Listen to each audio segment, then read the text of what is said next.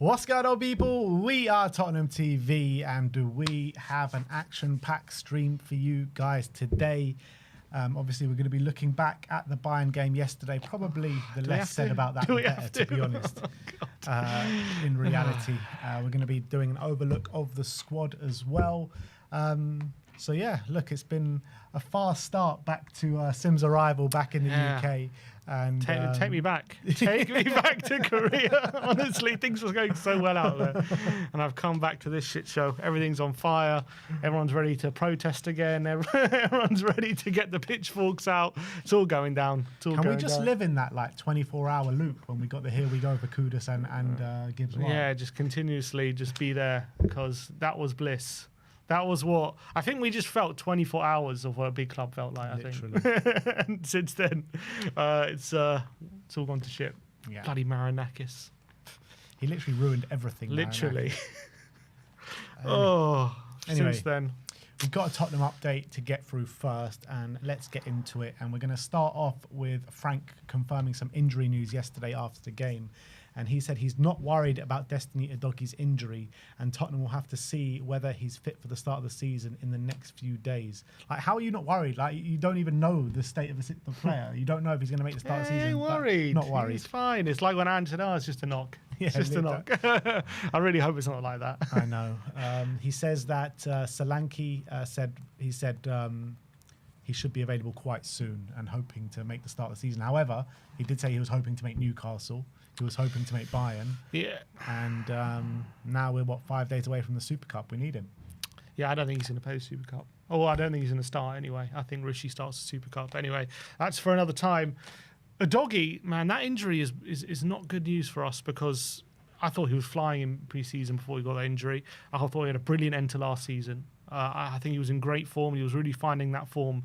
That all made us believe what an unbelievable left-back we have at the club. So the fact that he's picked up this injury and we don't know what's going on with it is really concerning news. Similar to last year, he missed a lot of pre-season. And I think it's just frustrating that, Frank has already confirmed we're not going to go for another fullback, which I can kind of understand given the state of the squad and the squad numbers. But it just means either we're going to have no cover for Porro, or we're going to have Ben Davies at left back if Spence is going to be covering Porro. So either situation is not good, especially with Champions League football this season.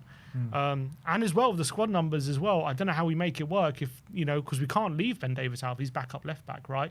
And we were saying, we'll talk about squad numbers later, but we were kind of saying Davies might have to be left out, but we can't leave him out if we're going to have to be rotating in that position. So it's a bit of a mess at the moment, that. And so Udogi being injured just compounds that. And again, we're in the same situation we were a year ago, where we're worrying about the left back and worrying about that lack of cover. Yeah. So let's just hope this injury isn't too bad.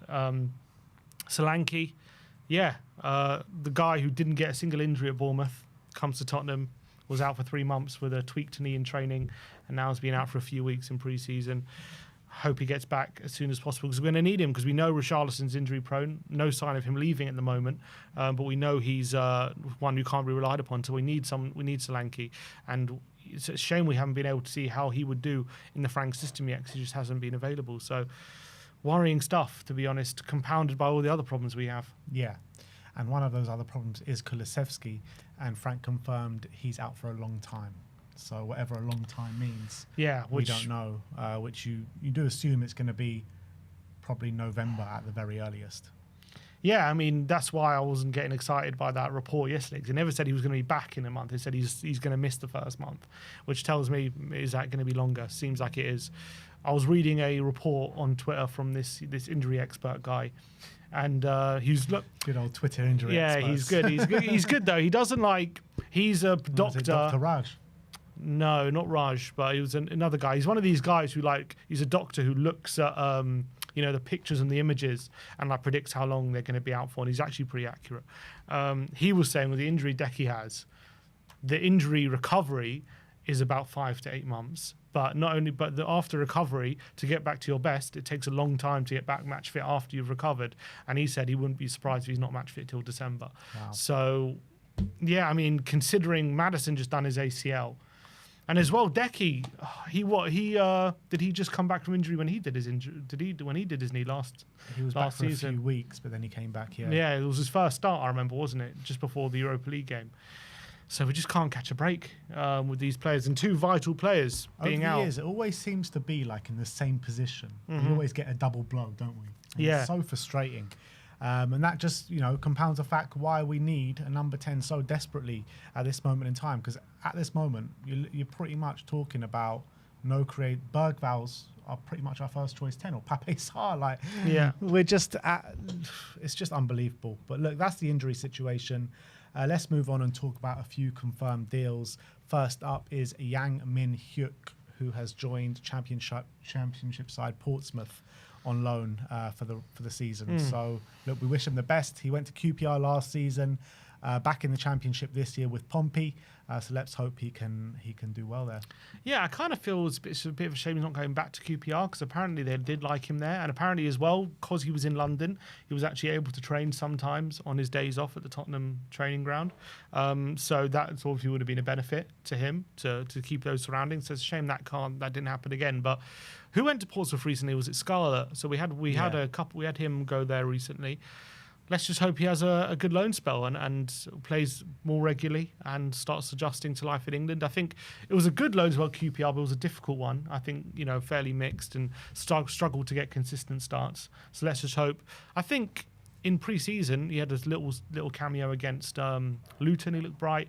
Against, Newcastle, came off the bench. And he had that moment, did he? Went through one-on-one and just put it too far wide, and then the chance was gone. That was quite frustrating. He's got a hell of a lot of pace around. He's fast, but he just needs to work on those fundamentals, I guess. And I think he's an exciting talent, so I'm going to keep an eye on him. Yeah, absolutely. And it does seem like with these loan moves that we're doing, like these clubs that we love working with. So Portsmouth, Dane Scarlett went there, and now Yang's gone there. Oxford, Dane Scarlett went there, and now who's gone to Oxford? It's Lancashire. Lancashire's gone to Oxford. And who else? Notts County, George Abbott went last year, and we've got Tyrese Hall that has gone there this year. So it seems as though we're just like picking these same clubs that we're sending out on loan. And I didn't get to talk about Abbott, but just quickly, he went to Wickham, didn't he? And he went to Wickham just after he played against Wickham. Yeah. So do you reckon they just took one look at him like, we'll take him, we'll take him. Get him in. All right, let's talk about the next done deal, which is Alfie Devine. Spurs released that they're delighted to announce that Alfie Devine has signed a new contract with the club and joined Championship side Preston on loan for the current campaign. And it's also worth noting in that deal there is an option to buy in there. So Spurs have signed him on a new contract plus given an option to buy. Yeah, I mean, I don't know how I feel about this deal, because the main reason I don't know how I feel about it is because of the current situation in the squad. So if Devine stays, is he club trained? If Devine stays, is he club trained? I imagine so. Yeah, I don't see why not, right? He's been at the club since like 16. 15, so, 16. We've let Donnelly go on loan. We're now letting Devine go on loan. Are we we're lacking creativity and attacking flair in that kind of midfield? I'm not sure if Devine really represents that. I definitely think Donnelly does, but would there have been an opportunity for one of them to stay right now, just until January? Until Decky comes back, because we're lacking numbers and they wouldn't take out our squad space. Yeah. So it's a bit. I know it's probably better for his development, but I think there might have been opportunities here from now till January for one of them. For me, more Donnelly than Alfie. I think Donnelly has shown more. I think in the past year, particularly with his loan spell at League One, with Leyton Orient, and also his performance against Man City. However, this surely means that Spurs are working on additions coming in. But even with an addition, I think I still would have kept someone like Donnelly around. So I was saying to Brian last week, there was no reason not to keep Donnelly around until at least January. Yeah. So. And but now Donnelly went, right? Devine's still here. Maybe give him an opportunity and see what he can do. Well, I know he's gone now as well, but it's just a bit frustrating that we're needlessly leaving ourselves short, where maybe we could have just given one of these guys a chance. Yeah, but with Alfie Devine, though, it clearly says where the club sees him right now if they're willing to put an option to buy. Yeah, that's also true. And there was rumours, they're willing to sell. So maybe they don't believe he's ever going to be ready, or maybe they believe he's not at the level to be a Premier League player, and they're doubtful. So it obviously depends on how much that option to buy is. I know if we're talking of the rumours, how much they're willing to sell was about 6 million, if I remember, to Millwall. They were talking. So I'm guessing the option to buy is something similar to that, which is not a great fee for someone of who we're highly thought of, but. It's unfortunate. Wish him the best. Do you reckon there's any chance he comes back, though? It's unlikely when you put an option to buy in, but if he smashes it, is there a chance, like we tell Divine, look, if you reject, if they activate the clause and we tell Divine, look, you've done so well, we want to give you an opportunity, maybe he just says, all right, I won't go. Yeah, I think there is an opportunity if Spurs do say that to Alfie, but we have to wait and see how he does in this year. And I think he's going to do very well for Preston in the Championship, and I hope he does, because he's a player that I really had high hopes for ever since we bought him. Last year in the pre-season under Ange, he looked really good in certain games. So yeah, I'm a bit disappointed that there is an option to buy in there, but we'll see what happens. Apparently in his contract they've added a year with an option of another year as well. So clearly it's just to retain his value, but I wonder, it's quite interesting, that option implies maybe that's for if he does stay. Yeah, that is. Yeah. Of course it is. All right, next up, we are going to talk about our second longest serving member of the squad, Mr. Bryan Gil. Corriere dello Sport says that Fabio Paratici has contacted Bologna's sporting director Giovanni Sartori to facilitate a deal for Bryan Gil. Bologna are now keen on the player, who Tottenham are willing to loan out with an option to buy. This option would then become an obligation if certain conditions are met. This may include Bryan Gil signing a contract extension with Spurs first. I am just so sick of talking about Bryan Gil. I've got nothing against the guy. We've had this same conversation for 4 years, pretty much. It's just leave. The funny thing is, he's got a year left in his contract.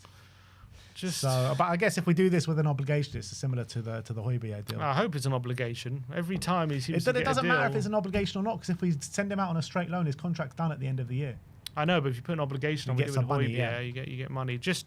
I don't care anymore. I don't want to hear Bryan Gil's name. It's nothing against him. It's just every summer is Bryan Gil's going to leave. He's going to do this, going to do that, and he goes on loan. I just can't be bothered anymore. It's been so long. You're not going to play for Tottenham. Sim, have some respect for our longest serving player. Second longest serving player, man. How many games has he actually played? He's played 10.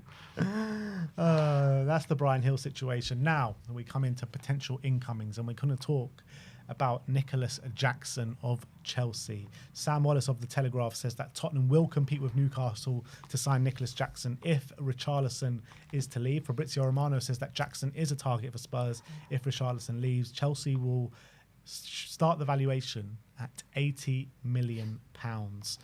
I can guarantee. Start the bidding, 80 million. Yeah, what's the bidding going to end at? What's the no bidding takers. All right, 70, 60, 50, 40, 30. Loan. But I think Chelsea, kind of with the signings that they've brought in, they're desperate to get rid of Nick Jackson now. They always seem to get good fees for all their players, don't they? They seem to find a way. Newcastle are looking obviously at a lot of options right now in that position. I think they need 2 strikers to come in before the end of the window, because they just don't have a number 9 right now. I actually don't mind Nick Jackson. I think that he gets a lot of over criticism because he misses a lot of chances. He's not a clinical player, but he still scores a decent amount of goals. That's it. He's got brilliant attributes. He's strong. He's quick. He can get in behind. But it's just he gets clowned upon for the kind of gilt-edged chances that he does miss. Yeah, it's because he gets himself a lot of chances, because he's very athletic, he's very strong, he's fast. So he gets himself in a lot of positions to have those chances. And so what did he have last season? 14 Premier League goals? 13?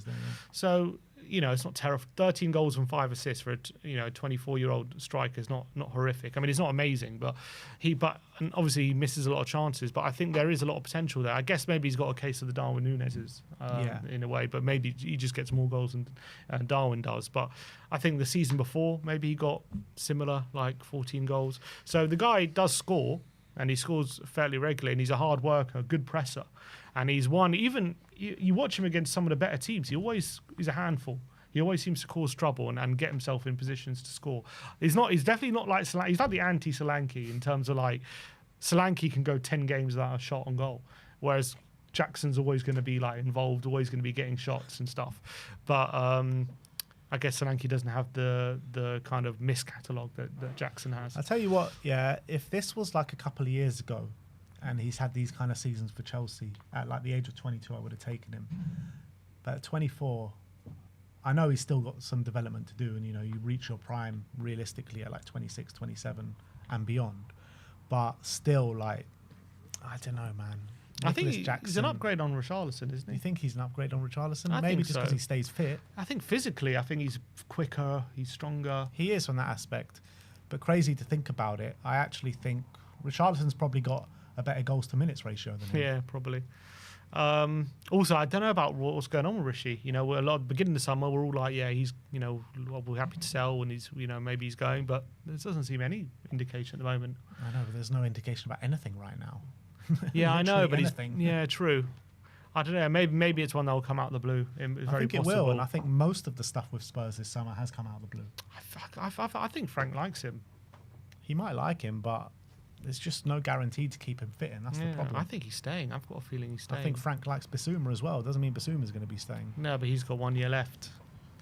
I think Frank. Look, Bissouma, yes, but we already have assigned a replacement for him. Mm-hmm. So there's not writings on the wall there. It's not the same with Rishi. I think Spurs have been trying to get rid of Rishi for a few years now, and I don't think it's going to stop here. It's just about if there's going to be any takers.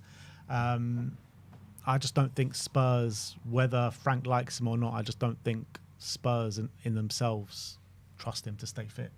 That's the reality. So, All as Spurs much fans as- don't. That's yeah, for sure. and I probably the hierarchy and people behind Frank don't either. So I like Richie. I like his mentality. I like his attitude. His goals per minutes ratio is actually pretty decent. I just think it's time to move on. I don't disagree. I actually agree with you. I'm just saying I've got a feeling he's staying. From The only reason he would stay is I think because we don't get the offers that Yeah. he wants to go to, and I think we might not. which is frustrating. But in terms of Jackson, yeah, we're not paying 80 million.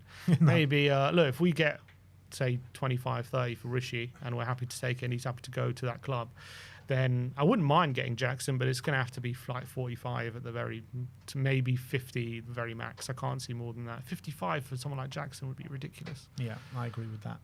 And last but not least, we're going to talk about Nico Paz once again, as Guillermo Rey, who is the athletic correspondent for Real Madrid, says that Tottenham have not bid for Nico Paz, but they are interested. Jack Pickbrook says that Tottenham are considering a move to Nico Paz, but no bid has been made yet. And Fabrizio Romano says that Tottenham have asked about the Nico Paz situation. However, this hasn't been even reached the player's agents yet. His plan has always been to stay at Como this season, and that's been the idea since the start of the market. Yeah, not doesn't sound too encouraging, does it? It sounds like a very difficult deal to do when you include the Real Madrid clause and all this kind of stuff. So unless it sounds like unless we overpay, we're not going to get him, and Tottenham do not like to overpay. So that tells me this is probably a no-go, but I'd love it to happen. I really hope Tottenham prove me wrong and we make a bid and we get him in. And we are in desperation mode at the moment. So if you say we don't like to overpay, we just overpay on the wrong players. Yeah, it's also true. But yeah, I would like to get Pats in. I think he's a player who would fit right in this team. And I saw a report saying that Como are trying to get this clause off his contract from Real Madrid, but I mean that's never going to happen. I don't know if that even affects us positively. Hopefully, I don't know. I think it would affect the buying club positively because I think Como would probably accept a bit less to what they were probably going to accept. Yeah, true. But anyway, that is your Tottenham update for today. Let me know in the comment section below your thoughts regarding all the news stories we have brought you today. We are going to go on. We're going to have to look back at the game. We're going to have to look back at the game. Everyone's sick of this game. No one wants to talk about it anymore. Do you guys even want player ratings? Do you guys even want player ratings? Let us know in the comment section below. Because if you generally don't want it, I'll be happy just to skip past it, to be honest. What's the chat saying? Great, says nah. Are we putting a poll out? Who wants player ratings? Everyone's saying skip, please. Skip, please. No. Oh, do you actually not want it? Because we do have a lot of other stuff to talk about, but I mean, skip that.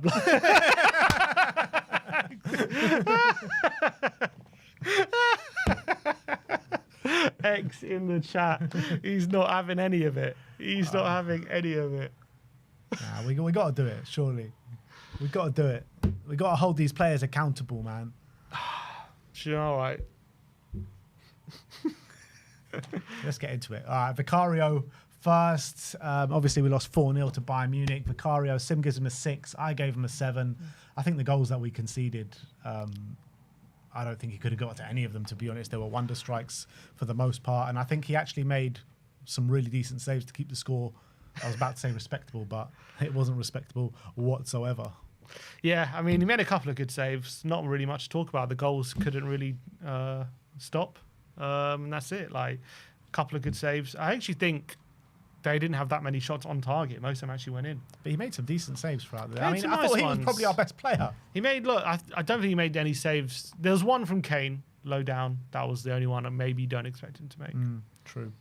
Definitely our best player on the day. That just shows how bad everyone was. Next up, Pedro Porro. Sim gives him a 6. I gave him a 5. I thought he struggled at times, but he also made some really nice last-ditch challenges, some sliding tackles. But yeah, one really nice cross on the day. Yeah, apart from that, I thought he struggled a little bit. I actually think probably one of our better players. Yeah. I thought... Not saying much. No, but I thought the way he was like dealing with Diaz was not terrible. I think Diaz was causing us trouble, but he dealt with him better than we were dealing with the other players on the other side. I think he did all right, and yeah, should have had an assist at the end of the day. Coutinho Romero up next. Sim gives him a 3. I gave him a 4. There was some nice bits of defending, particularly in the first half in there from Romero, but I think he just had something in for Kane. he was literally bombarding Kane with the sliding challenges, could have been sent off 2 or 3 times. We all praised him last week against Newcastle for not reacting to a situation. I mean, he just was constantly going in on Kane, and yeah, literally could have been sent off 2 or 3 times. Yeah, he had it was like a man on a warpath. He wanted to be sent off, it seems. He was like daring the referee to send him off. He wasn't great, I thought, in this one, unfortunately. Was making foul after foul, was getting caught out. Wasn't his best. Mickey Van de Ven, Sim gives him a 6. I gave him a 5. I thought, again, like in the first half, he was decent. And then as the game was wearing on, I felt like as Bayern Munich were just pummeling us, I felt like he just couldn't keep up with the game at times. And he was probably our best defender on the day, but it doesn't say much. And he was doing well in terms of heading the ball out consistently. But yeah, it wasn't a great performance. Yeah, he's getting some good clearances. I thought a lot of the time when set pieces were coming in, he was the one stepping up and clearing them. I thought some of the goals, though, yeah, you know, shots from the edge of the box and things, and he wasn't getting out anywhere near quick enough. So I thought there were some good moments on the ball, though, driving forward and, you know, shoving players aside. That was good. But, yeah, defensively, not great. Jed Spence, 4s all round. Yeah, I mean, he had such a hard time on that side with the quality of players that they had. And he was getting overawed a lot of it. He was losing the ball consistently in that second half. And one of them did lead to the goal when Konrad Laimer nicked the ball off him, and they went and scored a worldie after that, and he's got to be doing better. And I've praised him for having a really good pre-season, and I thought at half-time he was still having that, but by the end of the game, it was just a shocking performance. Yeah, I thought first half he was okay, and I actually thought in build-up, when he was making quicker decisions, he was actually quite good, but second half, I don't know what happened to him, but he just went to shit, basically, and he was just dawdling on it. I literally, just before the goal, I said, we're literally asking to give the ball away, and then he gave the ball away, and we conceded. Didn't really stop after that as well. Really poor from him. Look, he's going to have other different tests, but defensively even, struggled when he usually doesn't. Yeah. João Palhinha, debut, 45 minutes he got. Sim gives him a 3, I gave him a 4. He just was not at the races. He gave away a penalty, but, you know, to be fair to him, it wasn't a penalty, and if it should have been, I mean, it would have been potentially overturned if they had VAR on the day. But I just thought he was just getting completely overrun in midfield, couldn't keep up with the pace of the game, hasn't had many minutes in his legs in pre-season or anything like that. So maybe, you know, maybe don't be too harsh on him, because he needs a bit more practice and a bit more fitness in him. But yeah, in this game, he was shocking. Yeah, I think clearly he needs to up the pace in his in pre-season because he struggled badly. And I give him a bit of grace with the penalty because he didn't make much contact. But at the end of the day, he was also very late in that challenge, and it was a bit of luck that he didn't make contact. It was a dive from the player, but he also was quite late. He was nowhere near the ball as well, as much as he was near the player. Off on the ball, lacked quality, to be honest. There's a couple of times he went for a switch of play and goes out for a throw both times, and that was really, really poor from him. Wasn't brave on the ball. Whenever he tried to play quicker one-touch football, he wasn't able to do it. Lacked quality, and was a disappointing debut. Rodrigo Bentancur, 5s all round for Bentancur, and he was part of the midfield that was getting overrun consistently for 90 minutes. I did feel like him and Paulinho were dropping very deep and leaving so much space on the edge of the area, and they got to come out and they've got to at least make a challenge, and they weren't doing that. But I felt with Bentancur, he was the only one in the midfield willing to try and progress the ball forward at least, and I give him a bit of credit for that, but still wasn't great display. Yeah, I thought he was probably the best of the three. I thought he was one bravest and one looking to break the lines with some good passing, and he did a decent job at times, but unfortunately wasn't helped by his teammates. And as well, he sometimes gets the ball, he gets played the ball into feet, and he just plays his blind passes round the corner, like not looking, and just gives the ball away cheaply, and that's very frustrating. I feel like this is like the quickest player ratings we've ever done. Yeah, come on. People want this over and done with. Come on. Pape Matar next. 4s all round for Pape. I think his worst performance in pre-season so far. He was in the 10, then dropped a bit deeper later on in the game. And when he was in the 10, he was pretty much anonymous. Every time he got it, he either got fouled or just lost the ball. Impacted nothing in terms of from a creative standpoint. When he dropped deeper again, not great, and just got completely overrun. Yeah, I think the best work he did was probably with some of his pressing, because there were some points in the first half where we actually pressed quite high and won the ball in decent areas, and I think Sarr was good at that. But yeah, I don't think he impacted the game anywhere near enough when we were in settled possession, and he struggled to really impact the game when he had opportunities on the ball. It wasn't, he just struggled with the quality, I think, and when we had Bentancur and Paulinho on the ball, he wasn't really showing for it enough. Brennan Johnson up next. Sim gives him a 3. I gave him a 4. I remember him once running at his man in the first half. Maybe another one in the second half. But literally, all I saw was 2 failed attempts to run at your man. And apart from that, he was completely anonymous throughout the whole time he was on the pitch. And that's pretty much been his story of pre-season. Apart from a deflected goal in the opening stages of that Newcastle game, I think every game has been a carbon copy. Yeah, he's been very frustrating, and off the left as well, it's just not where he's comfortable. You can see he likes to run in a straight line, and if you're right-footed and you're playing off the left, running in a straight line isn't going to work. You need to have that bit of dexterity, a bit of flexibility to weave in and out of players cutting inside, and taking up those central positions. He just never looks comfortable when he's off the left. When he's off the right, at least when he runs in a straight line, he gets to the byline, he's on his strong foot, so he can get a cross in, get a shot off, that kind of stuff. But off the left, I've just never got it with Brendan. I've never understood why we play him there. He was just I think he had 7 touches, did he? Or something like that? In the first half. In the first half, so little involved. Disappointing, really, really poor. Mohamed Kudus, 5s all round for Kudus. I mean, it looked like if anything was going to come for us from an attacking perspective, it looked like it was going to come from him. But every time he got the ball, he had 3 men around him. He was trying to make stuff happen. It looked like he was just trying to do everything on his own, pretty much, with no help, no support whatsoever, completely isolated. And look, he was trying his hardest, but nothing really much came off for him. Yeah, I think he was the only one who was trying to force the issue, trying to make things happen. He was trying very hard. He was working really hard for the team. When we were stuck, not being able to play through the Bayern press, we just lobbed it over to Kudus and see if he could make it stick. And a few times he did, and fair play. But even when he did make it stick, the end result was usually just a pass back to Porro. It wasn't exactly like he created anything. And it's not his fault. He didn't have much support. Didn't have many players near him. Second half, he had a few more opportunities to get a ball in or take a shot. And unfortunately, the quality wasn't there. A lot of the time, his crossing was overhit. And his shots were blocked and stuff like that. So I want to see a bit more quality when he gets into those positions. But also I want to see him get a lot more help. And the last of the starting 11, Richarlison. Sid gives him a 4. I gave him a 5. He was working very hard. Let's be real. He was working very hard. We were just trying to just do long balls up to him consistently, time after time after time. And basically, he couldn't get any spare change out of the Bayern Munich backline. And all he was doing was taking these snapshots. And I was saying at least someone's having a go, at least someone's taking a shot. So I'll give him credit for that. But he was completely isolated up there against a very good Bayern Munich defence. Yeah, and he was feeding off scraps, and he got some decent shots. You know, I actually thought a couple of the efforts were good technique. Unfortunately, weren't enough to really trouble Neuer. I think he held on to both of them, and then he had that one chance second half. He has to bury that. I think it was 4-0 already at that point, but that's a gilt-edged chance with his head. That should be meat and drink for a striker like Richarlison. So the fact he put that wide was very disappointing. But you know, at least he's getting the positions. He's feeding off scraps. He's making the most of what he has. And there was also a moment as well. He nutmegged. Who was it? He nutmegged Upamecano down the left wing. Nearly created a chance for Kudas. So look, he's trying. He's trying his best. It was a very difficult day for him up front, pretty much by himself for most of it.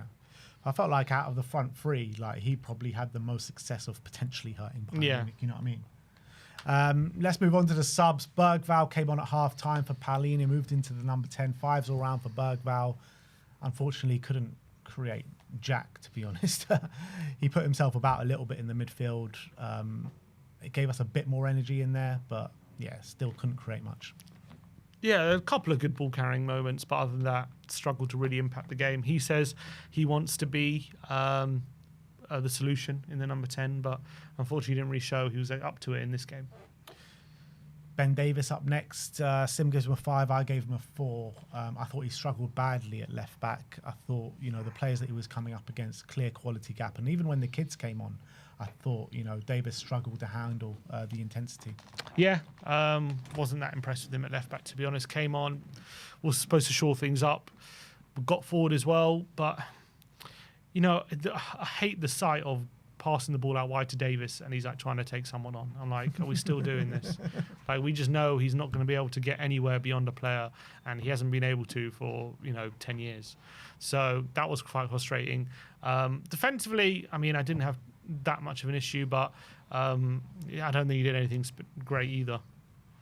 Wilson, Odebear, 5s all round for Odebear. I don't really know why he didn't start. I really hope he does start on Wednesday. I thought as soon as he came on, you saw a bit of attacking intent. He got the ball. He tried to have a go. He did more in literally 5 minutes than Brennan Johnson has done all of pre-season. Let's be real. And look, it still wasn't good enough, and you still expect more from a left winger that's trying to replace Son Heung-min. But I thought at least he's trying to have a go. Yeah, he looked bright. Had a shot that was blocked by Ben Davis. At least that was the difference between him and Brendan as well. Gets the ball, looks to drive inside, create space. And that's a very big difference to someone like Brennan, who just doesn't look to do that. So I thought he looked bright, but, not much to shout about. Matisse Tell on his old stomping ground. Sim gives him a 4. I gave him a 5. I feel like whenever we see Matisse Tell, it's like a carbon copy performance where he looks so busy, so energetic, always running, never stops, but just very little quality in anything that he does. So I think it was more of the same of that. Yeah, I agree. I thought getting on the ball a bit, taking people on. I like some of his hold-up. He gets away from players, doesn't always lose it, is able to hold players off. So that was quite encouraging, but it didn't really have too much at the end of it. No shots, no real, through balls or anything like that. He came on up front and unfortunately didn't look anywhere close to scoring. So, last but not least, Thomas Frank. Are we rating Frank? Yeah, 5s all round for Thomas Frank. Look, what can you even say? I mean, there was a massive gulf in quality between the two sides. We tried to sit deep, we tried to soak up pressure, and I don't know what we were trying to do the other way. It just seemed like we were just going, either passing it to Kudas, asking him to do everything himself, or just trying the long ball up to Richarlison. That was pretty much the only plan going forward. And from a defensive standpoint, I think he got let down with, first of all, a lot of players just not up to scratch. I think Romero obviously let him down on the day. And it was just a gulf in quality. And it just shows that if any game was an example of what we need to do in this transfer window, it was there for all to see. We need a creator massively. Yeah, I also think allowing players to get free shots off on the edge of the box and all the players dropping so deep. I don't know whether that was because we were trying to be so pragmatic and the players, they were forced their mind, we have to block a shot, we have to make the last-ditch thing. So they dropped so deep and they just, neglected these players on the edge of the box. But we seem to have no plan on the ball to, how to hurt Bayern. The only plan was to go long to Kudus and Richarlison. We had no ability to play through them. Was it a quality thing? Probably that was a big element. But I was listening to Bergval's interview today. Now, something interesting he said. He was asked about Frank's training sessions, and he said, the main focus of his training sessions has been pressing, clean sheets, and mentality. And I was listening to that, and I don't know, something worried me about him saying that, because that's fine. I'm not saying those are bad things to work on, but we've clearly shown a lack of ability to play through teams, and we have a lack of idea on the ball, to be honest. Yeah. And when I hear Bergval say that, it's okay, now I'm kind of understanding why, because doesn't sound like we're working on it as much. And when you're a top team, that's especially playing teams who are gonna, maybe Bayern is a different case because they're gonna have the majority of the ball, but you need to be able to work on your plan on the ball, and we just don't seem to have an identifiable one at the moment. Yeah, and it needs to come ASAP. I mean, Thomas Frank has been speaking about it as well. I think he spoke about it at the end of the Newcastle game or the Arsenal game, I can't remember, but he was saying, look, I'm very happy with the way we're playing in terms from a defensive standpoint and the structure, but we're clearly missing the attacking patterns of play. But he says that will come. So I hope so. He has only been at the club for a month or 2 months, or however long it's been. We haven't played a competitive game yet. So look, when Dyer was here, he was speaking about Ange's training sessions, and he was saying, we don't even work on tactics. So who knows? Look, I doubt. What's it called? I don't think Bergval's not telling the truth. I just think that's something that's not clearly right now a priority. Maybe he's looked at where we were lacking last season. He wants to work on these things first, and that's fair enough. I'm just saying that is what Bergval's saying, and I'm looking at the pitch, and I don't see too many attacking patterns, and there aren't any, and that's a concern. Yeah, it is a massive concern. Not going to lie, but we need bloody players in so soon, man. We're sitting here the 8th of bloody August. Only Kudus and Palhinha through the door. Levy and Tottenham and Enoch and everyone involved, Lange and Vinay and everyone need to get their fingers out their arses and start making some signings for Tottenham Hotspur. We can't go into that PSG game without a creator. We can't go into that Burnley game without a creator. We need someone ASAP. Get your fingers out your bloody arses. We ain't signing anyone for PSG, I guarantee you that. We ain't signing anyone for PSG. I know Tottenham, and Tottenham, they don't like to rush signings for certain games. They're going to make a signing for the long term. They're not going to just sign someone to get him in time for a game. So basically, we're not signing anyone until the last week of the window. Probably. That's pretty much what's going to happen. Yeah. So, is what it is. That's our player ratings for the 4-0 drubbing against Bayern Munich. Now, it's a very interesting time to make our predictions for next season, and it's hard to make the predictions when you don't know who our creator is going to be, but we're going to make a stab at it. And the first predictions that we're going to make is the cup competitions and how we think Spurs are going to do in the Super Cup, the Premier League, the League Cup, the FA Cup, and the Champions League. And I want you guys in the comments to predict along with us as well. And the Super Cup prediction, PSG, Wednesday night, 13th of August. Are we going to beat them? Hell no. Yeah, no chance. No chance. We ain't beating PSG, people. If this game against Bayern was any sort of litmus test about what to expect, we ain't beating PSG, people. I think PSG are going to run rings around us. What was so more concerning in the Bayern game wasn't how uncreative we were. How open we were. It wasn't even how open we were. It was how easily Bayern played through our press. And that is the main thing we've been working on off the ball to try and hurt the opposition. And if they can play through our pressing that easily, I think PSG will have no problem. PSG are literally the best team on the ball in Europe right now. They are an unbelievable team.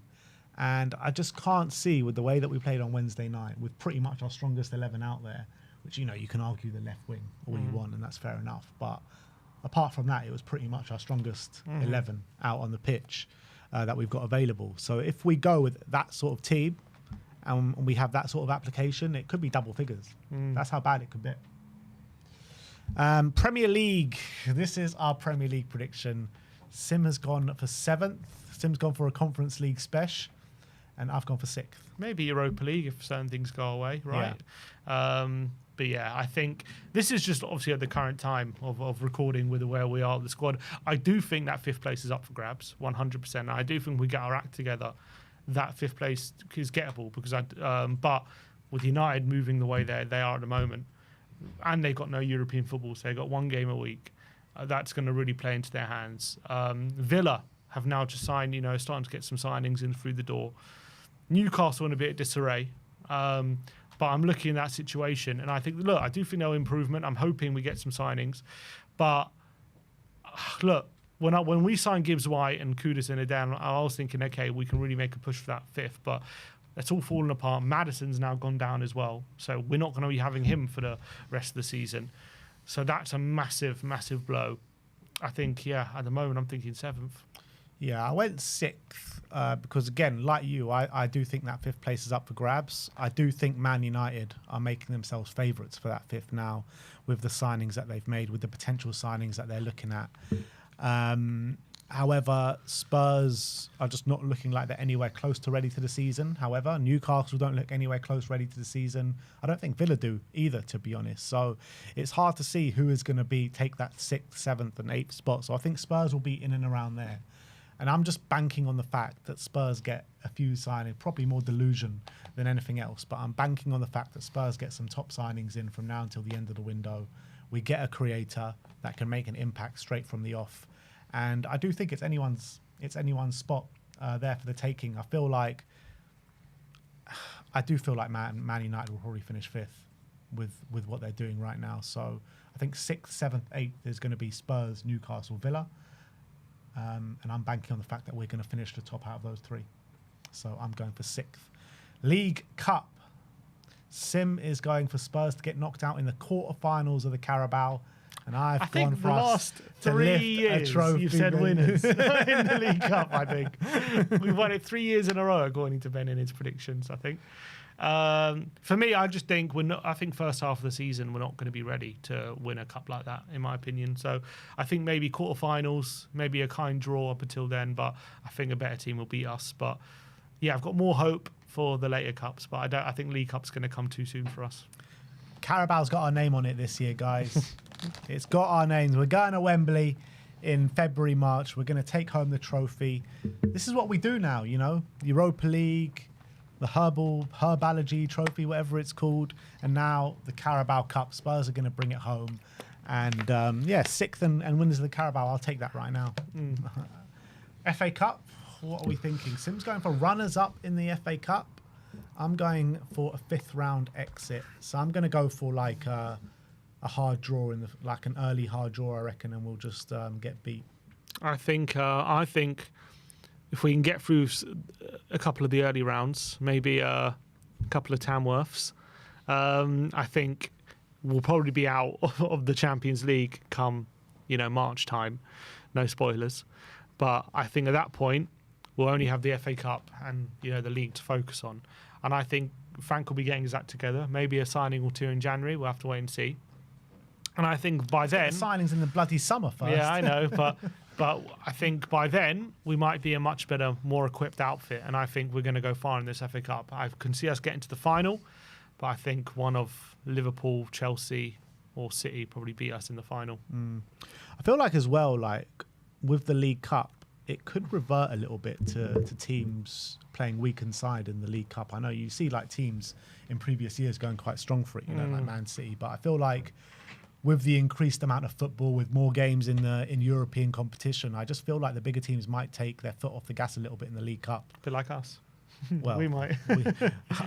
We don't have the players to take our foot off the gas, but I feel like Spurs might go for it. So anyway, 5th round of the FA Cup. I just feel like we're going to get a tough draw, probably like we usually do. But the FA Cup is the one I really want this year. I really do. If we can go win the FA Cup this year, that's something that we haven't won since 1991. It used to be our trophy, man. It used to be ours. We used to hold the record for it, and we haven't won it since. Haven't got to a final since 91. No. And you've got us getting to the final. And losing. Champions League is the last one. I still can't believe we're actually in the Champions League, which is just crazy to think about. But we've gone for the same prediction here. Round of 16.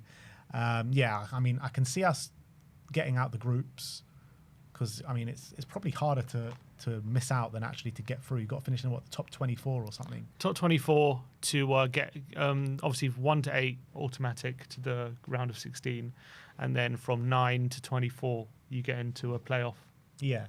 So I can see us finishing outside the top 8, getting through, just about sneaking through into the last 16 of who we play out of the other teams that finish outside the top 8. And then we'll probably get a tough draw from one of the teams that finish in the top 8 and we'll go out. Yeah, that's how I feel. I think we'll win that. We'll get into the playoffs. We'll win a playoff. Hopefully, a decent draw, win a playoff, and then we'll lose in the round of 16. It's mad though, like the majority of teams that we played in the Europa League last year are actually in this year's Champions League. So maybe we'll face a few. Maybe it wasn't so tough to win the Europa League like everyone said. If we said. face Rangers in the Champions League, Mikey Moore can play against us. That would be quite interesting. He probably scores against us as well. Sure, he probably scores a hat trick, knocks us out. But yeah, I think I'll be shocked if we get past round of 16. Maybe a quarterfinal if we're lucky. Quarterfinal would be a brilliant return with the state that we're at this moment in time. So these are our predictions. Runners up in the Super Cup. Sim's gone for 7th in the Premier League. I've gone for 6th. League Cup. Sim's gone for quarters. I've gone for the trophy. And Sim's gone for runners up in the FA Cup. I've gone for 5th round in the FA Cup. And we've both gone for round of 16 in the Champions League. Let us know your predictions in the comments section below. We do have some more predictions to bring to you as well.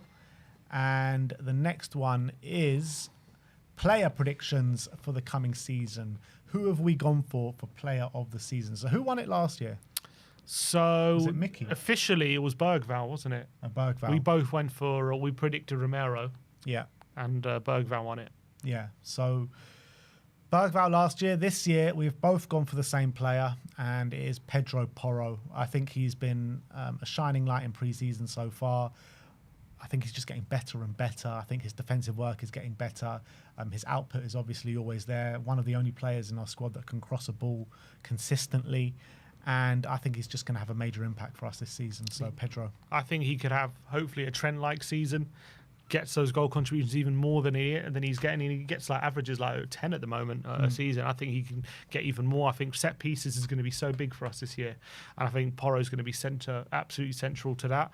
I think he's improved massively as a defender. I think he's going to be less exposed under Frank as well. I think he's super consistent, barely ever gets injured. I think he's finally this season, you're going to see him get the recognition that he should be getting as one of the best right backs in the league. So I reckon he'll be our player of the year. Young player of the season. Sim has gone for Matisse Tell. I have gone for the easy pick. I've copped out a bit this one. I went for Lucas Bergvall.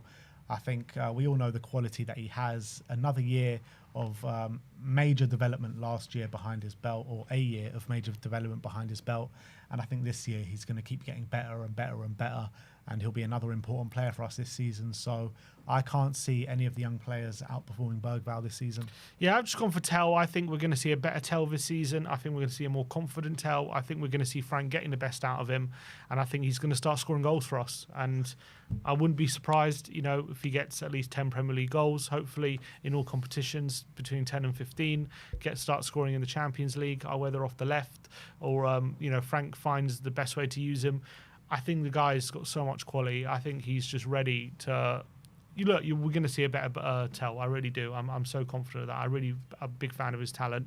And I think he'll end up getting Young Player of the Year. Interesting. Matisse Tell for Young Player of the Season. Let us know your thoughts in the comments section below. Now we're going to move on to our surprise package of the season. And Sim has gone for the pigeon. Richarlison. I just got a feeling he's going to be here by the end of the window, and I think Frank's going to take. I think Frank likes him. I think Frank's going to take a shine to him. Package. Well, he is fit. Probably surprised just to keep him fit. He is fit at the moment. That'll be the surprise. So I think he's not leaving. I think he's going to stay, and I think I've just got a feeling that there's going to be a point in the season he goes for another purple patch, and he starts scoring goals again. Now I don't know whether he's going to become the business end, like when we've got big games. If we have big games coming, he's going to be starting. But I reckon from now till January, February time, I think he starts a lot of games, and I think he's going to have a good goal scoring record, and I think he's going to start quite a bit, and I think Frank's going to like him. I think he's going to get him scoring. I've just got a feeling he stays and he starts scoring goals again. He's got to stay fit for that, though. Like with Richarlison, I think he stayed fit for pre-season last year, and then as soon as the season started, it all went downhill from there. And I just don't trust him to stay fit. I've gone for Archie Gray. I think that, you know, from what people were expecting, a £40 million signing. Yes, I know he's very young, coming from the Championship. I think people were actually expecting more from what they saw from him last season. And I think now with Frank here, obviously Frank, I think, is going to have a clear plan for him. I really liked what I saw from Archie Gray in that Newcastle game. And I really think at some point in the season, Gray is going to start getting some decent minutes in the midfield for us, maybe even in a more offensive position or in the number 8. I don't think it'll be at number 6. I think it might be in the number 8 position. But with his ball playing ability, with maybe another year of training in terms of trying to build that physicality, trying to be more ready for the Premier League, I think he can have quite an impact this season. So I've gone for Archie Gray. Most improved player, Sim has gone for Pape Matar Sarr. So Pape was actually one of the ones I was thinking of going for, but I decided with Odegaard in the end. Yeah, I think I went for Pape. I think Frank is trying to get more out of him when it comes to being a bit more in offensive positions, getting him to score more goals, make more runs later in the box. I think use his physical traits even more. I think last season was a mixed season for him. When he was good, he was very good, but he went through a lot of inconsistent periods. Look, as all young players do, I think he's going to find that consistency again. I think he's going to be a fixture in the team, and I think, yeah, he's going to go down as one of our most improved players. Yeah, he's definitely started pre-season with a bang, hasn't he? 3 goals so far. He's looked really good from offensive and also just what we know from him, just a really hard worker, covers every blade of grass. I mean, I say that every time I mention Sarr, but he's very good in terms of the box-to-box role, being able to cover every area. And I think Sarr, I do think he can be a very important player for us. I think last year was a bit of a disappointment in terms of what we were expecting, because I think his development, maybe not his development, but his season wasn't as good as maybe some people expected after the season he had before that. Yeah. So, yeah, I do expect him to be a lot better this season. I've gone for Wilson Odegaard. Obviously, Odegaard was a big disappointment last year because of the injuries, and we just could never get him on the pitch. And when he was on the pitch, I thought he was really inconsistent. But so far in pre-season, I think he's been our most dangerous left winger, that's for sure. And I think he is going to be our starting left winger if we don't sign one. And he's looked very dangerous, and I expect that to continue. And it seems as though Frank really likes him. He said he's really liked him, or some news has come out saying that Frank really likes him. Take a shine to him. Take a shine to him. And, yeah, I think he can produce for us. Yeah, I'm excited to see Odegaard develop, because unfortunately last season, the injuries held him back, and it was a difficult one for him. But when he did play, showed flashes of quality. Flashes, yeah. And I think there's a really good player in there, and I'm really excited to see how he develops. Now we're going for the dreaded flop of the season. And unfortunately, me and Sim are in agreement here. And that is Johnson again. Ole, ole. Harsh. But yeah, it is harsh. I was just going through the whole squad and I just couldn't really pick one. And I think Johnson, from what we've seen in pre-season so far, I know he's got a goal with a deflection, but he's just been so poor in every game that he's played. And I just can't really see where he fits in. He's not a left winger by any stretch of the imagination. Kudus is going to have that right wing locked down. And I feel when we're comparing Johnson to Kudus, Kudus just offers so much more than Brennan Johnson. I just feel like it's going to be a letdown anytime Johnson starts on the right wing. For me, the reason why I'm saying he's going to be a flop is because I think he was a massive beneficiary of the way Ange played. Yeah, and I think he got so many goals at that back post, and the way we used to play through teams and get it to the byline, and used to make those finishes, and he was the one finishing off the moves. And I don't know if he's going to have that role under Frank. I think he's going to be asked to be more involved. I don't know if he's just going to be exclusively a finisher. And when he's asked to do that kind of stuff, how impactful is he going to be? If you ask him to do too many things, is he going to play on the left more often? If he does do that, is that a position he's comfortable with? I think he will still get goals. I don't think he'll get 18 goals like he did last season. I think he's going to get. I think it'll be less, and we're not going to be playing. I don't know. I know he wanted him at Brentford, but I've just got a feeling he's going to be less effective for Frank than he was for Ange, and it's going to be a disappointing season for him. I just get that feeling. Best signing of the season, I think you can guess who we're going to pick, and that is Mo Kudus. obviously signed 55 million from West Ham. He's looked like, he looks like our best player in the forward line by quite some distance. Can take on men at will, works really hard off the ball as well. And look, I want to see him massively improve his output to what he got last season at West Ham, and I think he can do that. And I think he's going to be our star man this year. Yeah, I agree. I think he'll be the best signing. I mean, obviously, we're not finished with our business, so we don't know exactly who we're going to sign after this. But Kudus is the one who's, going to make the biggest difference to us. He's adding a new element to our attack. You've already seen it in pre-season, a different dimension he's adding to that attack as well. So, yeah, for me, I think he's going to be the best signing we make. Now we're going for the Spurs' Golden Boot Award. Sim's gone for Richarlison. I've gone for Dom Solanke, and I was just going through the team, the attacking options that we have. It was a struggle. It was a massive struggle. It was a massive struggle to pick of who our top goal scorer is going to be. And the reason I landed on Solanke is, first of all, because he's going to be our starting number 9. And I just feel that with the output Pedro Porro is going to have, I think Solanke is going to gobble quite a few goals up from just purely Porro's assists. And I think he might be a threat from set pieces as well, Solanke. So I think he's going to get a lot more minutes than Richarlison this season. And I was looking at our wing options. I don't think any of them are candidates probably to be our top goal scorer. So it's pretty much Solanke was the only person I could pick. Yeah, I think the only other one would maybe be Tell if he starts scoring, but I can't really hang my hat on that at the moment. I felt if Richarlison's staying, I think he's more of a goal scorer than Solanke. And I just feel like he's going to go through a purple patch. I wouldn't be surprised because it's his top goal scorer in all competitions, I'm assuming. So I've got a feeling like some early round League Cup games, he might get a hat-trick against someone or something like that. And I feel like... You're banking on the third round of the League Cup hat-trick. Yeah, I think that might happen. I think he's going to have a better goals to minute ratio than Solanke. And I actually think, look, Solanke, he offers so much, but... From what we've seen at Tottenham, his goal scoring hasn't been fantastic when he's been on the pitch. I just think Richarlison showed more of an ability to score goals. So if he stays Richarlison, I have a feeling he's going to be our top goal scorer.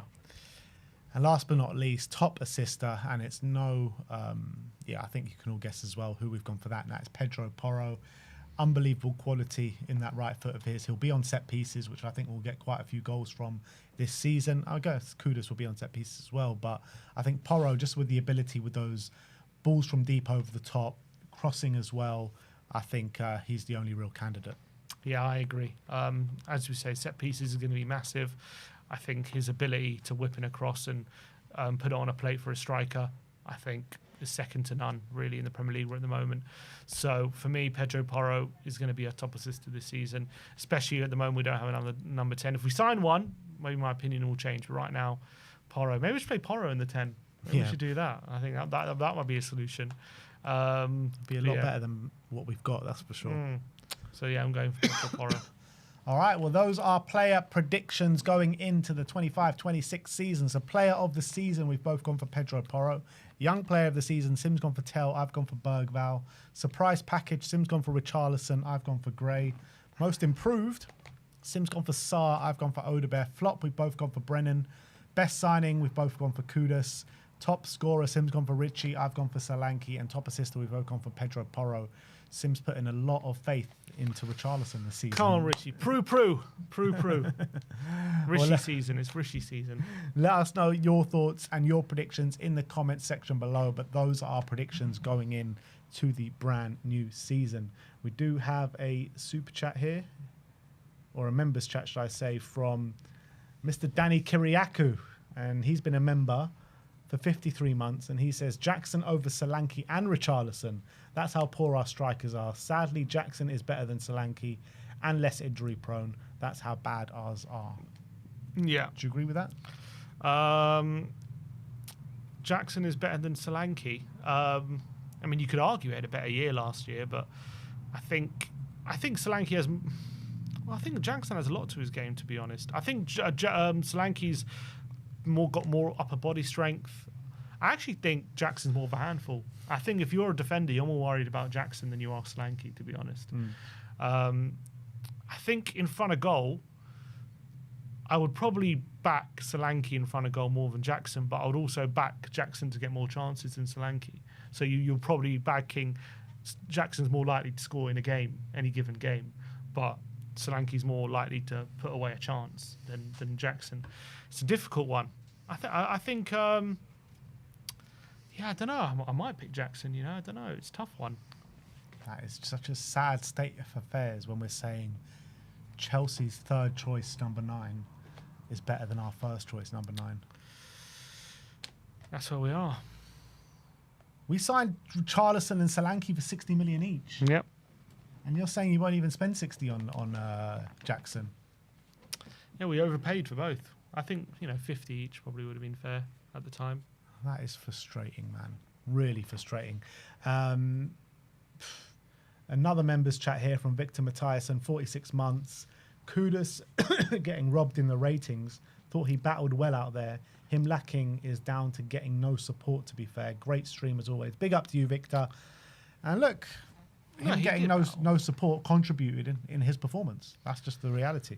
Well, I just think when there was opportunities for him to actually show his quality when it came to actually providing a cross and stuff, he was also lacking. So that has to be taken into account. But I agree, he battled well, and it was difficult for him. Yeah.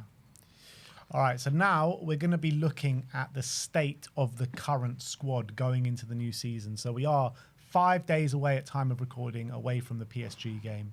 We are just over a week away, 8 days away now from the kickoff in the Premier League against Burnley. We last did this 2 months ago. Yeah, we did it 2 months ago, and we know the situation with the European numbers. We know we need 4 club trained numbers and 4 association trained. So that's 4 basically English players or UK based players. So what is the current number of the squad right now? So we currently have 28 players, and we have to fit into a squad of 23. Yeah, that's the current state. Obviously, 2 of those players are Austin and Scarlett. Scarlett could leave, which would make it even more of a bad situation. We're assuming Scarlett stays. Essentially, if you take away the 2 club trained, we have a squad of 26 to fit 21. Sorry, 20 to fit into a squad of 21. And those club trained players are not even going to play anyway. So no. It's just like... So we have 21 spaces and we have 26 players. Yeah. So essentially, we need to leave out 5 just to fit the numbers right now. And then and if we want to sign 1 player, we have to let 6 go out of those 26 players. So out of those 6 players that we need to let go, so let's look at the squad as a whole. So you've got Vicario, Kinski, and Ostergen in goal. None of them are going to be left out of the squad. No. In defence, you've got Romero, Van der Ven, Danso, Dragicin, Davis, Vuskovic, Udogi, Spence, Porro, and Takai. Well, Vuskovic could go on loan, but we don't know that yet.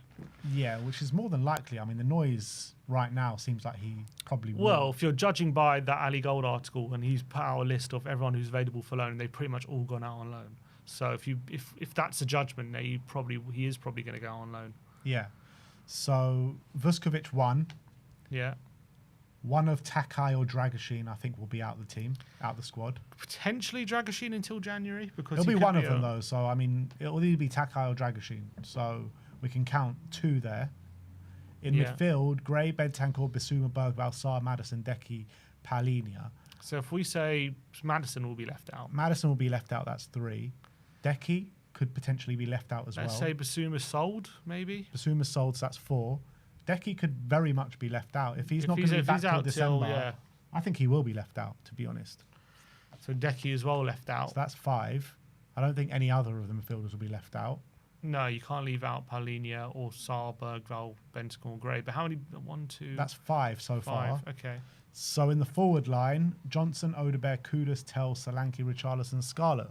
I can't really... Well, Scarlett, if you leave out Scarlett, that just reduces it by 1 anyway, so it doesn't really matter. And I can't see any of those being left out. Obviously, Richarlison could be sold. That's the only other one you would say. Yeah. So if you add Richarlison, that's 6. That's the 6. And that allows you 1 signing. Yeah. So what if we want 2 signings? If we want 2 signings, then who else depends gets what left position out? that we want to sign. So we're in a pickle. Once again, bringing up... I mean, what do we do? I mean, there's just going to have to be some players left out the Champions League squad. Actually, someone makes a good point. So on the other list, I had Solomon, but he's not on this list. And the numbers I had included Solomon. So if you don't include Solomon, that would be one of the ones left out. Because So that that's total 7 with Solomon. that would be So that leaves 2 signings. that would leave So if it's 2 signings, it's got to be a number 10 and hopefully a left winger. a number 10 and hopefully a left winger. Not a bloody centre back. What we're hearing is a number 10 and a centre back. Yeah, But it's got to be a number 10 and a left winger, surely. Or a number 10 and a 9. that's what I want. Yeah. Or if you're selling with Charleston, you kind of need another a 9 as well. Yeah. I would say, unless you're trusting Tell in that position, but I don't think we should. It makes no sense to bring in another centre back when you're looking at how weak we are in the forward line. It makes no sense whatsoever. There is no problem going into a season with Romero, Van der Ven, Danso, one of Dragoshin and Takai, and a potential Ben Davis that can fill in there as well. There's just no point. Yeah. You get another forward in there. That's what I would do for me. I think that's massively necessary. But come January, if Decky's back, you got another problem. How do you fit him back in if we sign? That's a players? problem for the January update. But for today, first half of the season, that is what we need. We need a number 10. Potentially just 2 number 10s and one that, and then one of the number 10s that can play left wing. Exactly. Like Eze. Yeah. That's what I would like. That would be my perfect. That'd be Because perfect. again, like, is one number 10 even enough for the first half of the season? It's not really. No, I would say no. Because is that enough attack? Unless you're trusting Bergvall there, and you think he could be a solution as one of them, then you've let go of Donnelly, who I think could have been a really good solution there. So, but the state of the squad is so bad. You look at those forward options, and that forward line, that is just mid-table, man. That just stinks of mediocrity. It really does. You've got Brennan Johnson, who we massively overpaid for 50 million, who I don't think he gets in anyone's team in terms of the top 5. who scores goals though? He scores goals fine, but like, is he a Champions League player? Yeah, I don't know. Is Odebear a Champions League player right now? Is Tell a Champions League player? Solanke, Richarlison? None of them are Champions League players. Kudus is the only one that potentially could be, and he hasn't shown it. None of them are of the desired quality to take into the Champions League, in my opinion. Yeah. To actually do something. Well, they're not until they are, if you know what I mean. They're those kind of players. But they're not. They're not right now. Well, from what we've seen, it could kind of explode at any moment. Yeah, they could, but we haven't seen that yet. No, so we can only go on what we've seen. No. And right now, there's none of those players who you're saying right now, from what they've shown in the last year, at least, that they're going to take us into the Champions League and perform to a good standard. How many in that whole squad are actually like Champions League level players? I would say Romero, Van der Ven. Porro? Romero, Van der Ven, Porro. I'd put a doggy in there as well. I would say Bentancur, Maddison, but he's injured. Decky, he's injured. Palinia, so that's 6. And potentially maybe a Kudus. So you got 7 in there out of a squad of 26 or whatever you said. Yeah. Who we think are, ready to really play in the Champions League and be a good player in those competitions. Mm-hmm. It's not great reading, is it? It's mad though, because like you take out the quality of what we had in Harry Kane and Son, and a lot of times like post Pochettino they were just surrounded by dross, but they could raise the level of the squad. Who is going to be raising the level of the squad here? Doing the Kane and the Son, just getting us out of the shit. When we signed all those players back under Pochettino, you would have said the same thing, wouldn't you? What, that they're dross? No, that they're not Champions League players. Correct. Dele. Mm-hmm. Ericsson even at the time. Yeah. Son. All these players, you would have said, oh, they're not Champions League level. Yeah, it's true, but can you see this lot getting to those levels? A few of them potentially. Bergvall. Yeah, Maybe Bergvall. Tell. Solanke when he's at his best, potentially. Those. Maybe Sarr. I don't know. I'm starting to think Solanke was a bad signing for us. I don't mind Solanke. I like his work rate and everything like that. But when we talk about what he brings to the team, that's all we talk about is work rate. Yeah, he needs to sharpen up in front of goal. 100%. we need someone that is going to go get us the goals. We need someone to make a consistent impact. And he had a decent season, Solanke, last year, but he didn't get enough goals. Didn't get enough goal contributions. Takes too long to shoot. Like Takes a touch and just allows players to block the shot. It needs to be quicker. how many of those teams in our forward line, how many of them get in to any of the decent sides in the Premier League? How far down do you have to go? None of them are getting into Man United's team right now.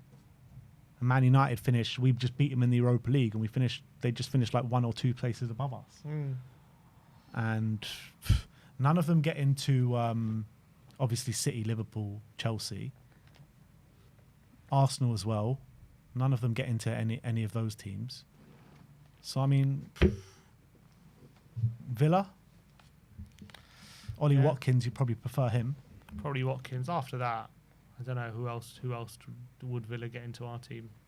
Like Newcastle, they're probably going to sign a 9. That's better than Solanke and Richarlison right now.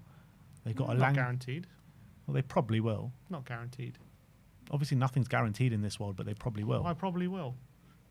Why? Why? Yeah. Because all the players that they've been linked with. I mean, Why? Samu or Domiron. If they sign him like Moani or this Samu, he's not guaranteed to be better than Solanke. I would take Samu over Solanke right now. Would you not? Not necessarily. I mean, I like him. I think, but he's also young. If I offered him to you right now, Samu for Solanke, would you not take it? I'll take him over Richarlison. I don't know about Solanke. I think he's similar, but he's maybe a bit more of a goal scorer. But he's strong. I like him. We need a goal scorer. That's what we need. Yeah. Is he better than Solanke? I think he's better in front of goal. I don't know if he's a better player. I do like him though. I think maybe in a year or two you're saying, yeah, he's better than Solanke. I don't know about right now. If they sound like a Moani, is he definitely better than Solanke? I don't know. I don't think he's guaranteed. It's tough. I think Solanke's a good striker. He's decent. But he's not like... Not world class. He's not of the quality, I think, that we should be signing for 60 million. Like, he's like a £40 million striker. Well, maybe Frank can get him scoring again. I hope so. I've got him as my top goal scorer, but that just more says the level of everyone else. I think Solanke's probably one of the better players in that list. I'm confident he can get Tell playing. I'm backing Tell. I like Tell a lot. I think he's got a lot of quality. I think we haven't seen anywhere near what he's capable of, in my opinion. I think we're going to see a lot more from him. I think we'll see it. But I mean, even seeing a lot, we saw nothing from him last season. So if we see anything from him, that's a step in the right direction. We saw some stuff, some games. Barely. We saw some. It was very underwhelming. Yeah, he was. I'm not going to deny that. I think Odebear, he's got potential. I think all these players. This is what we've done. We've just signed a lot of potential. Yeah. And I agree. We need much more ready-made players, and I think that will make a lot of more people relax. Yeah. But as I've said as well, that in our previous successful team, we didn't do it by just buying ready-made players. Mm-hmm. That's also true, but you can't always can't just keep doing that. Yeah. Which is why like Liverpool, they've gone in the direction they have because they had the recruitment they did basically what we did under Poch. And then they've built on that and bought an added ready-made. When did they do what we did? Like last season or the couple years ago, they signed good players. I wouldn't say like they were all guaranteed. These are unbelievable players who are going to win your league, but they all became amazing. Who are we talking about? Or, like McAllister, Szoboszlai, Gakpo. Who else did they sign? All these players. They're good players, but you wouldn't say much better level than the ones that we're signing. No. I'm talking. Yes, I'm talking about what they did compared to what we did under Poch. I'm saying. My point is, they basically did what we did under Poch, maybe a bit higher level, but then they built on it. And now they're signing Wirtz and Kirkes and Frimpong. So they didn't just say, okay, we signed these players and we got lucky, but they did really well for us, so we're just going to do more of that. They said, okay, we got these players, now let's add all this guaranteed quality. Because none of those players I'm talking about, Szoboszlai, Gakpo, you wouldn't say they're all guaranteed quality. But people like Wirtz, Frimpong and Kirkes, and like these are like players who have been doing it at the big all stage. Those players though were still very good players. I'm not saying they're bad players, and the players we signed under Poch were not bad players. Like they're good players as well. Like Eriksen was known at Ajax and stuff like that. Son was a good player in the Bundesliga, but like they were slight risks, but you know they paid off. But now they're backing that up. That's something we never did. Yeah. And now we're in that stage where we're taking risks. But much bigger risks than what we were taking then and what we're taking and what Liverpool were taking. Oh, yeah, for sure. Much bigger.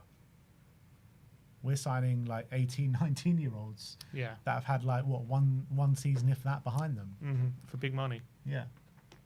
So and I think like the step of the Paulinis and the Kudas are the right steps to be taking, but we need a lot more. Like a lot more. And unfortunately, the squad size doesn't allow for a lot more. So I think that we're just going into next season with a clear void in quality. But this is why Frank has been brought in. Frank has been brought in to nurture these young talents, like he's done before at Brentford, right? The development that he's given to the likes of Mbeumo, Wissa, Sade, Tony, all these kind of players. That's what his remit here is at Spurs. So is that how he earns his money? Are we saying? It's got to be, because he's got no one else to do it with. So whose fault is it if he doesn't do that? Is it his fault? Or is it? Well, it's still Levy's fault. It's still Levy's fault. But he's been brought in to do that. Yeah, but Levy's brought him in to do that because Levy's, put us in this situation where we've had to bring in a manager to do this. Yeah, but he knew that was the remit coming in, right? Whether he knows it or not, it's still his decision. It's still the club's hierarchy putting the club in this situation. Yeah. But he came knowing this is he's going to have to develop all these young players. So he can't then, if he fails to do that, can he turn around and say, well, you didn't give me the tools?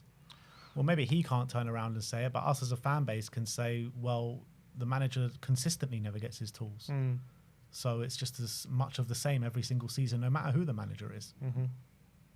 It's true. So how do we solve this? We can't solve it. We can bring in a 10, we can bring in another player in the forward line. What's really going to happen is we might bring in a 10 and bring in another centre-back. And we're going to go in with these attacking players, and it's going to be up to Frank to overachieve. What we truly need, if we're in a perfect world, if we take squad size out of it just for a second, what we truly need is another backup left back to a doggy. Probably, do you in a perfect world want, if Vuskovic goes out on loan, do you actually want another centre back potentially? Because if we don't know what's going on with Takai, Dragshin's out for a while. That leaves you with just Dan Van and Romero. Potentially, I can understand the logic of another centre back. You probably want one number 10 and another 10 and a number 10 you can play out wide. Well, what and was probably the point a striker. of bringing in Takai? Yeah, I agree. What was the point? That's what I said when we signed him. But when we signed him, Ali Gold and everyone was saying this guy's going to be part of the first team squad. Was the thinking of him being part of the first team squad just because Dragshin's not ready for the new season? Was that the only thinking, or do they actually believe that he's got enough quality to be part of the first team squad right now? Because that's what I was led to believe when we signed him. Well, this squad the decision making baffles me a bit when it comes to all about this. I don't know what the thinking was, to be honest. I struggle because we've got Vuskovic there. He's been playing in pre-season, doing quite well. So why loan him out for Takai, who's going to have to get ready to, not going to have a pre-season, going to have to get ready, ready for European football. He's never played in Europe before, let alone Premier League. Yeah. Get used to the teammates, all this stuff, which already knows the players around him and all that kind of stuff. Doesn't make any sense to me why we'd send out Vuskovic and keep Takai around, and makes more sense to loan out Takai to me. Yeah. But I don't know. It's perplexing to me. Yeah. Look, for me in an ideal world, it would be left back, 2 number 10s, a left winger, and a striker.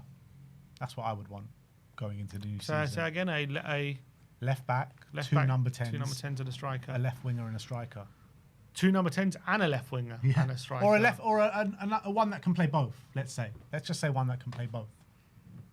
Right. An Eze plus a number 10, basically. Yeah. I would like that. But if we probably, we're struggling to even get 2 in there. But if we can just somehow muster 2, what 2 would it be? A number 10 and a left winger. What, in terms of personnel? Who would it be? No, I'm saying because if we add squad numbers back into it, Yeah. we're really struggling beyond 2 more signings. Yeah. So what 2 do you prioritise? A number 10 and a left winger. Well, if Richarlison is to go, and he's one of the players that we're saying that's going, it has to be a number 10 and a striker. Number 10 and a striker, no left winger. Yeah, and then that number 10 has to be, there's no point if he can play left wing because he's not going to be used on the left wing because of our injuries. Until they're comes back. Yeah. So basically what we're saying is Eze and a striker. Mm-hmm. We have to get Eze, basically. Or do you just leave Richarlison, Solanke and focus on getting a left winger and a number 10? Are you more comfortable with the options of Tellen Odegaard at left wing or Solanke and Richarlison as striker? I think I'm more comfortable with Solanke and Richarlison as striker. I think they both know how to get goals in the Prem, as long as they can both stay fit. They're both physical. I think Frank will like them both. I think Tellen Odegaard, both of them, I think you need a more experienced player there. I agree, but the only reason I don't agree is just because of the injuries. Can't keep either of them fit. Like Solanke keeps getting injured, and Richarlison, we all know Richarlison's injury issues. Yeah. That's the problem. I agree with you in terms of quality. In terms of Premier League proven quality, I'm more comfortable with Solanke and Richarlison. But because of the injury issues that we've seen from both of them, particularly Richarlison, I'm just not comfortable with going in with both of them as our number 9s. Yeah, I think in a perfect world, I'd probably replace Richarlison with the new one. But I just think, would I rather replace Richarlison with a new number 9, or would I not sign a left winger, or would I rather keep Richarlison and with Solanke and then sign a new left winger? Yeah, so you would bank on Richarlison staying fit. Like, I don't think anyone should be banking on that. But you also have Tell there as well, if need be, Oh, then you have another left winger. That's what I'm saying. Sign another left winger, and then you have Tell, Solanke, Richarlison as Maybe 3 you strikers. just sign another player that can just play both positions, striker and left wing. Yeah, I don't know who that would be. Sonny. Resign Son. When is the MLS on a break? January, I think. Yeah, let's do it. Anyway, I think the key takeaways from this is that we're screwed. I think the key takeaways is that it's going to be very difficult next season, and Thomas Frank has a massive, massive job on his hands. A lot of decisions to be made. A lot of big decisions. Exactly. And so little time to do them. You let us know your thoughts about how we get around this situation. Are we going into the season with the required quality, even if we do sign a number 10? And yeah, I'm very worried going into the new season. But I'm also, quite excited to get it up and running as well. So we'll see what happens. That is all we have for you guys today. I hope you enjoyed the stream. We'll see you all after the weekend, guys. I'm sure there'll be a lot of Tottenham updates over the weekend, which we'll bring to you as well. So, yeah, we have to see some signings. Levy, get your finger out your arse, mate. Need to get these signings through the door. But that is it from us today. Like, subscribe, and comment. And as always, Come on, you Spurs.